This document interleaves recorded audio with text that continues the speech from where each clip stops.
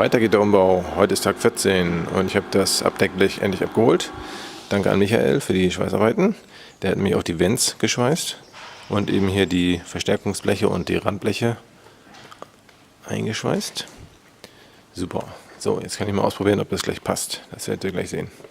Ansonsten heute noch geplant, die Röhren unter die Türen basteln und mal gucken, wie ich die Kabel aufgewickelt kriege. Also ich habe Kabelbinder besorgt und da werde ich mal sehen, dass ich die dann zusammenwickel zu einem schönen bunten Kabelstrang. Genau, bis später. Erstmal getestet, wie die Motorabdeckung und die Vents nun passen.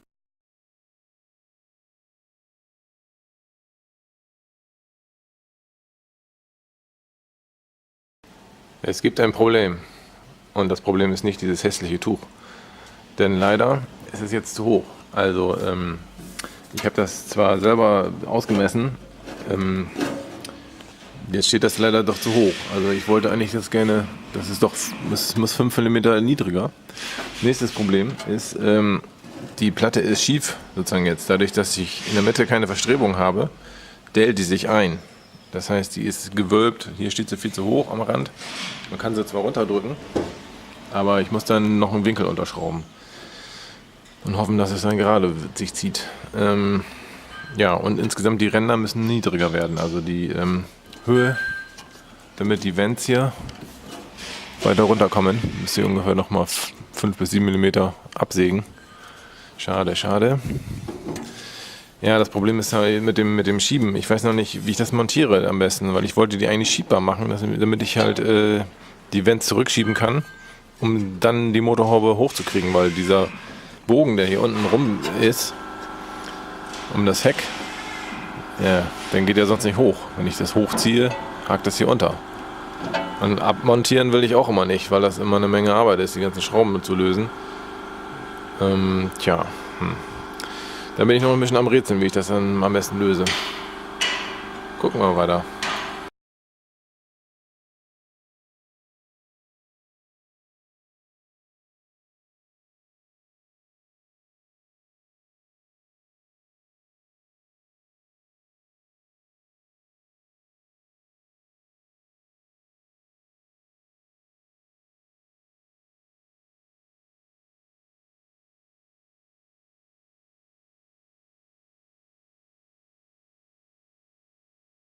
Die hintere Kante abgesägt, damit das Blech beim Öffnen nicht am hinteren Rand schrappt.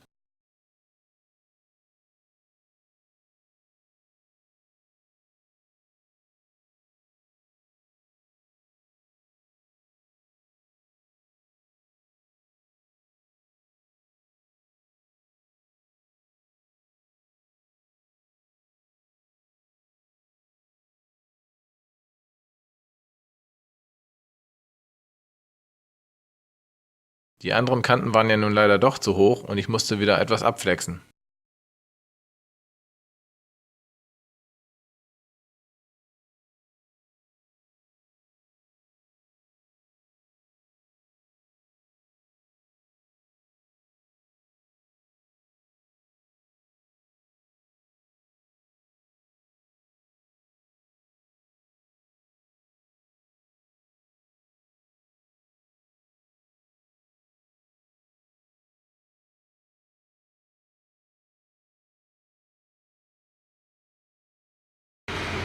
Nachdem ich mich von oben bis unten wieder mit Aluminiumstaub bedeckt habe, beim Sägen der Kanten eben, jetzt teste ich das hier gerade aus und sehe aber, es ist immer noch irgendwie alles krumm und schief. Also die Basisplatte ist nicht gerade und die Vents sind teilweise auch vielleicht nicht ganz gerade geschweißt. Das hängt natürlich mit Verziehen vom Material zusammen. Ja, und also es müsste ungefähr so sitzen, damit es gerade ist. Mal gucken, ob man das so sehen kann. Dann kommt die eine Kante wieder hoch. Ich muss wahrscheinlich das irgendwie trotzdem dann anschrauben und dann mit dem hoffen, dass sich die Platte mit hochzieht, sozusagen, wenn ich das auf dem Winkel schraube, die Schrauben durchschraube und die anderen dann mit hochziehen lassen. Mal gucken, wie das klappt. Ja, beim Absägen der Kanten habe ich vielleicht doch wieder etwas zu viel abgesägt, mal wieder, obwohl ich das vorher ausgemessen habe. Mit dem riesen Trennscheiben, das hat auch nicht richtig hingehauen. Die dünnen habe ich zu Hause leider natürlich. Und ja, vielleicht auch dadurch etwas zu viel abgesäbelt. Das ist ein Scheiß, aber gut. Ja, ich würde sagen, hiermit habe ich noch bestimmt mehr als einen Tag zu tun mit dem ganzen Anpassscheiß. Und irgendwie, besonders dann nachher später noch die ganzen Vents befestigen. Huiuiui, da kommt noch richtig viel Arbeit. Dass es auch gerade sitzt und so. Und dass es aufgeht und nicht auf der Kante aufsitzt hier. Ach Mann. Ja, das ist schwierig. Mal schauen. Jetzt muss ich erstmal gleich nochmal die Scharnierlöcher neu setzen, weil die sich ein bisschen verschoben haben. Dadurch, dass die Kanten jetzt anders sitzen, muss ich hier noch ein bisschen Langloch machen, damit das auch wieder da reinpasst. Oh, das gucken wir gleich im Zeitraffer mal an, ne? Bis dann.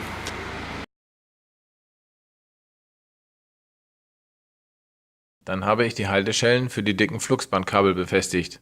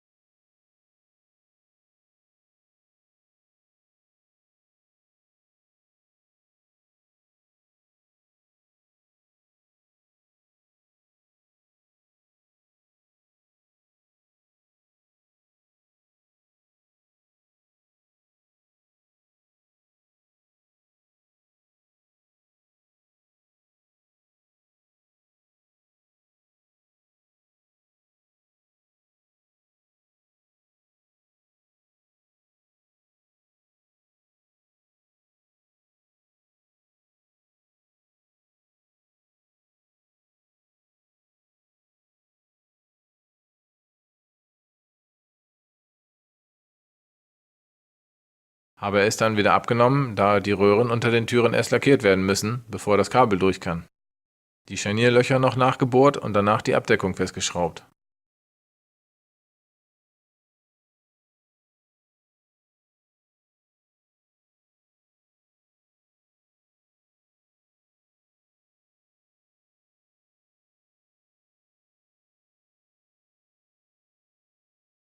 Als nächstes die kleinen Kabel vorbereitet.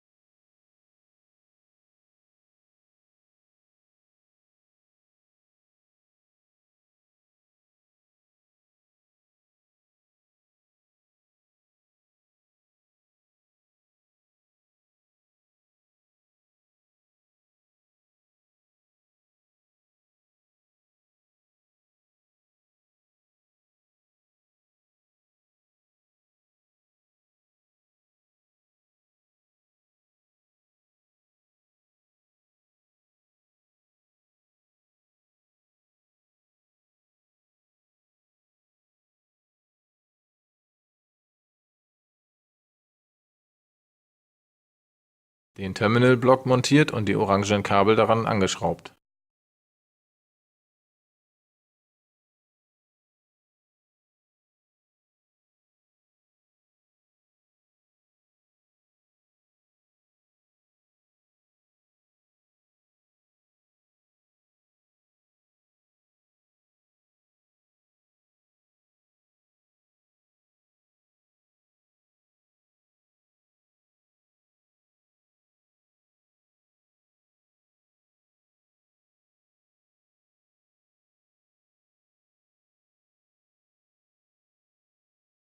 Das Medical Heatsink und den Shockmount befestigt.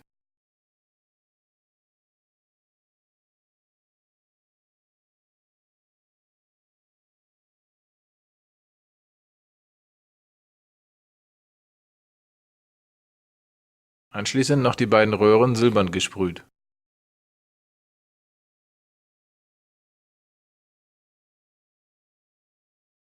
Zum Schluss noch die bunten Kabel versucht in die Kabelverschraubung zu bekommen.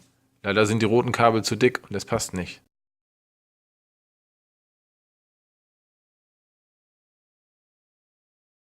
Ich musste das Loch etwas aufbohren, damit die Kabel alle reinpassten.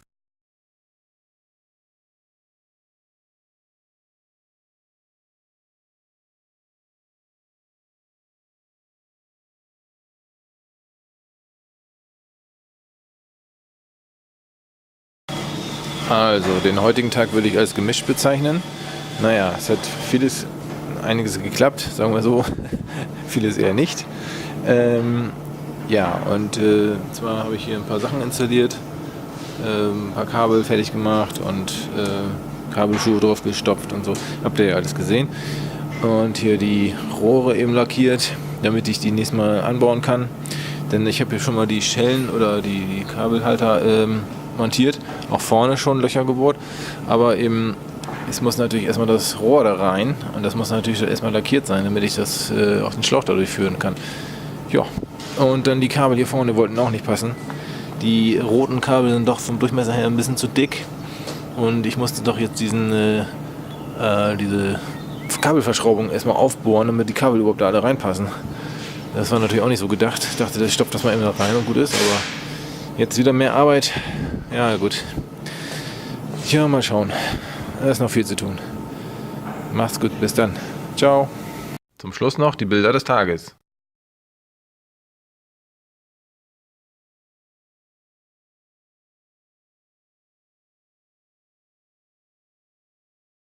Vielen Dank fürs Zuschauen und bis zum nächsten Video.